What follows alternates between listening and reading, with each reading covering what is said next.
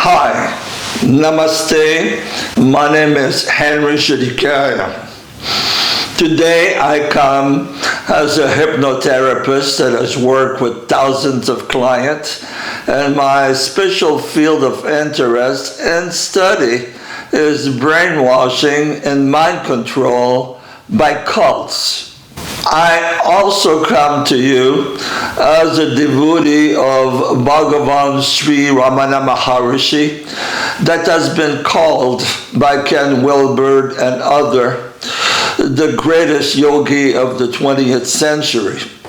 I have made about 35 videos on his life and teaching in the last year, and you can find those videos on this channel. Today I would like to talk to you about one of my mentors, someone that had a great influence of my life because he introduced me to the teaching of Bhagavan Sri Ramana Maharishi.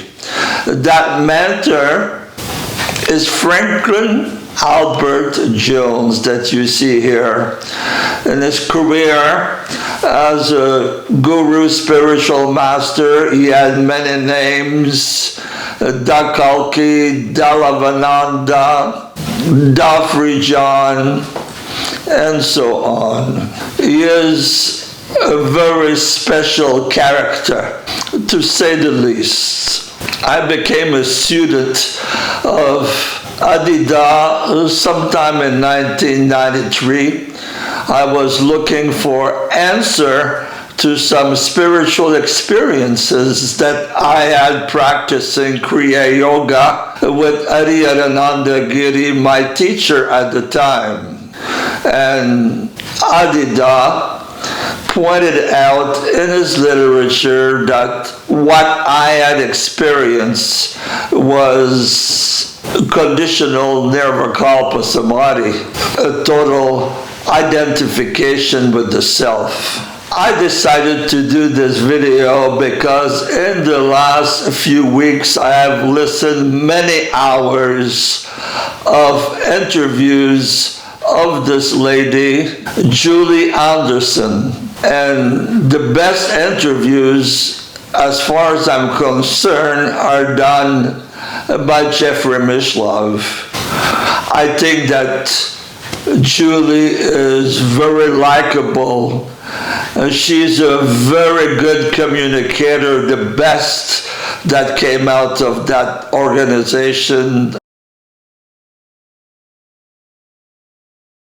In a nutshell, Julie was born in a Mormon family, a proper Mormon girl who was interested in art, moved to Los Angeles, had a relationship with a guy called Mark, and she was in the centerfold of the Playboy magazine of the 1970s. So she's well known within the Adida organization.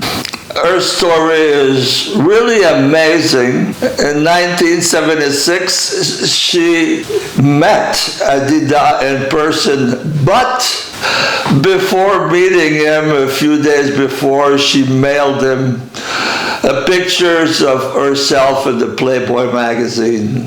And when she met Adida, she was instantly mesmerized. He looked at her and he said, "Oh, I thought you would be taller." But instantly, she decided to join the home of Adida. He told her, "You go tell Mark it's over now." I mean, for those of us that study brainwashing, I mean, this is instant brainwashing. And at the time, Adida apparently was intimate with 15 people. You can imagine all the body fluid going around. There's actually been videos on YouTube stating by a young woman that Adida had given her herpes. Nobody talks about the STDs in the Adida Samraj organization. Then she was with Adida for 16 years, experiencing all kinds of samadhis, she said. For what is amazing to me, when she left the intimate relationship with Adida and moved out of the island, she went into a very deep depression. She was on pills, and she said she had to use hypnosis to see what was happening in her subconscious mind. Amazing woman. Now, is she still brainwashed? Today I would like to focus on one part of what Julie talked about. And in this clip, in an interview by Jeffrey Mishlove, she talks about, is the Adida Samraj organization a cult or no? Here's a clip. In our last conversation, you talked about how part of Adida's teachings had to do with the notion of a cult, and that he did not want his devotees and other followers to treat him as a cult leader. He didn't want to create a cult, and yet it seems to me it would be pretty hard not to see the Adidam, the organization that he left behind, as something of a cult following a Hindu-style religion around a spiritual master, and having a variety of rituals and practices associated with that. It seems sort of paradoxical that it had all the trappings of a cult, and at the same time, the spiritual master is saying he didn't want it to be a cult. Yes. That is the trick. And the way that you're speaking of it is a more broad and intelligent and informed way of relating to the terminology of a cult. As I touched on last time that we spoke, and this isn't just an event that has occurred with Adidam and Adida's work, but many spiritual teachers, even in the streams of the most conventionally accepted religions in the world, have been targeted in terms of being called cults. And that has the most negative connotation in the media as being something that is just absolutely horrifying and amoral, coercive and manipulative and all of that. And there are organizations and people who have functioned that way, and that is absolutely anathema. I mean, absolutely not okay. And that word does not in any way, shape, or form in that context or in that description apply to what we did with Adida and how Adida worked. Well, I think that Julie or is lying or is totally misinformed of what did happen to the Adida organization in the 1990s.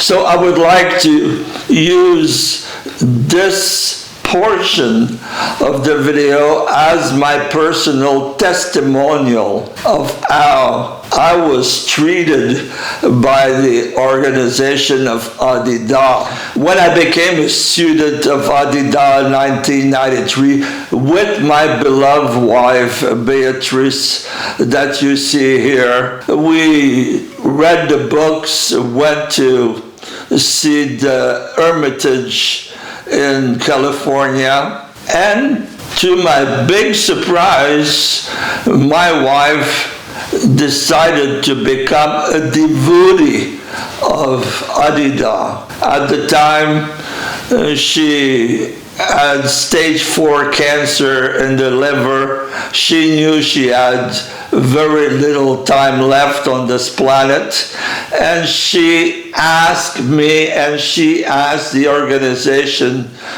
to please let her visit Adida in Fiji. So the organization told me, Henry, it's possible you have to study those 20 books, pass a test, come from Vancouver to Seattle for some classes several times, and then you can go.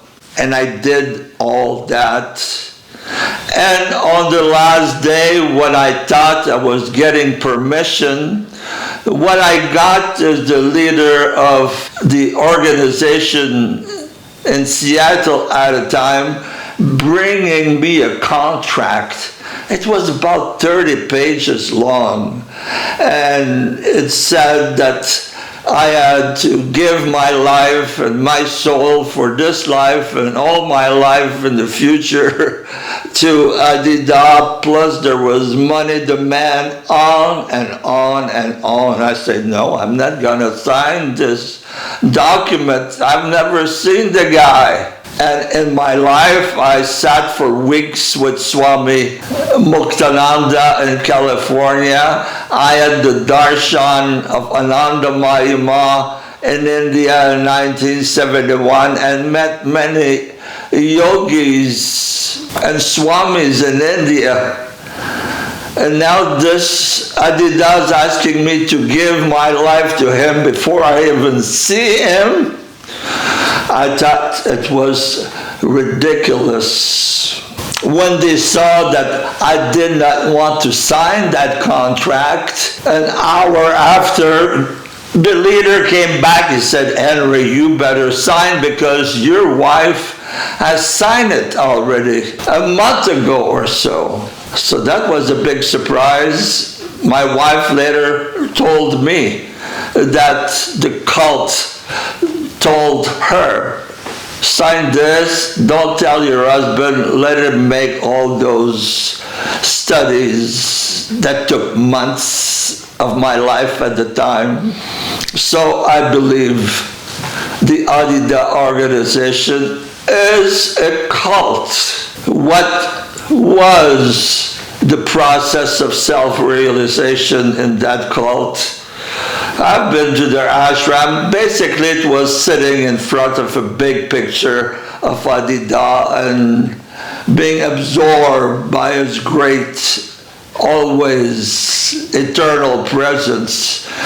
And for some people that are bipolar or have other mental problem, I have seen people becoming completely psychotic meditating on the picture of Adida. And I've seen it recently when I was in India last year, where many Adida people are now around Tiruvannamalai, the sacred mountain of Arunachala.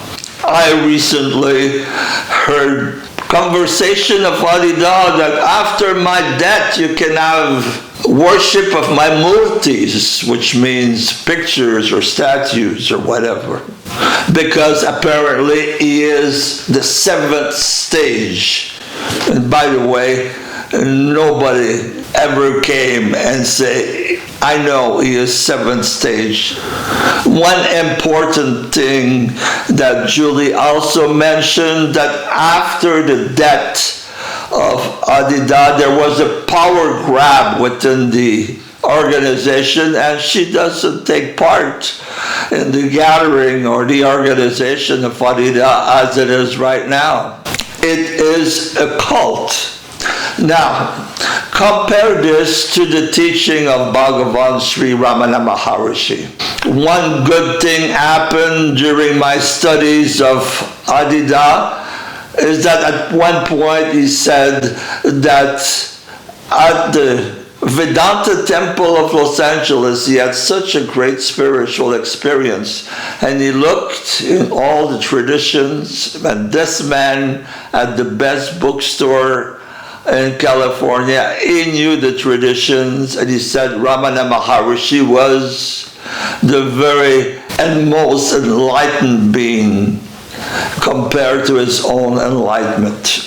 I trusted his judgment, and I went and studied everything I could find about Ramana Maharishi, since I knew nothing about him. And now I have made film and videos that have been seen by millions of people around the world. So sometimes just one connection can change one's life. So some people continue to sit in front of a big picture of Adida and let their mind, their soul, their spirit be transported wherever the image takes you. Is that a good sadhana? On the contrary, Sri Ramana Maharishi never said, meditate on me. Never. In all of his literature that I invite you to read, he never said, meditate on me. He recommended vichara, self-inquiry, to go within oneself and discover that we are the divine self beyond the ego, the mind, and so forth.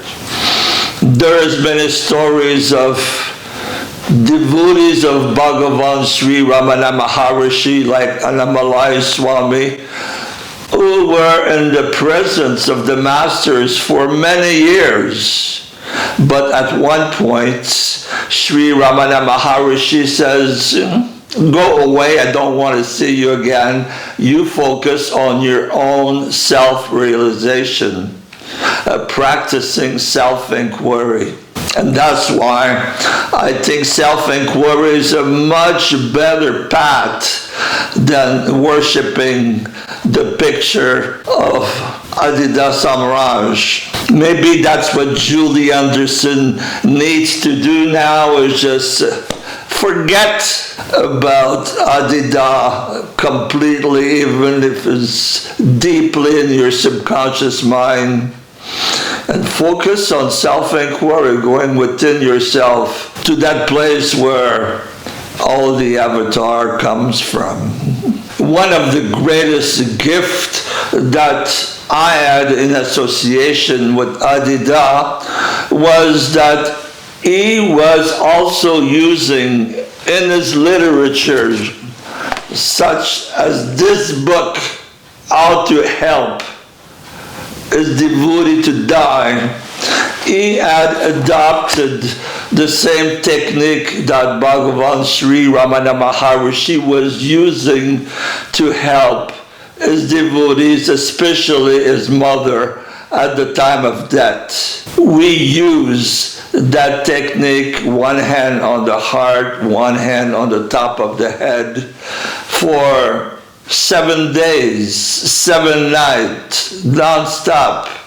And at the very last moment, my beloved wife that had been in a coma for more than a week opened her eyes, had a great smile, and the top of the head, the ashra, opened, and she had a tremendous spiritual debt. At the time of her death, I was calling deeply within my heart the help of Bhagavan Sri Ramana Maharishi, and possibly my beloved wife was calling upon her beloved Guru Adida. I did get upset when a representative of the cult came at the hospital to inquire if there was any money that was going to the organization.